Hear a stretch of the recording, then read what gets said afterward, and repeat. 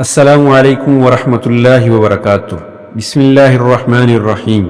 جب کسی کام کا ارادہ یا قصد ہو یا دو چیزوں میں سے ایک کو اختیار کرنا ہو تو 2 رکعت نماز ادا کریں، پھر درود شریف پڑھ کر استخارہ کی دعا 1 یا 3 بار پڑھیں، اپنے مقصد کے لیے دعا کریں، پھر درود شریف، بس یہ استخارہ ہو گیا۔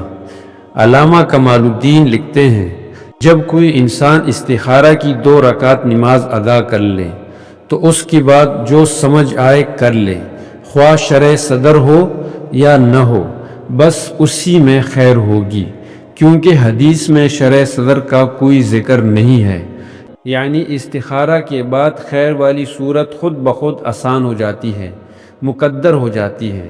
آج استخارہ کی مسنون دعا کے 2 صیغے لے کے جا رہے ہیں، ترجمے کے ساتھ یاد کر لیں۔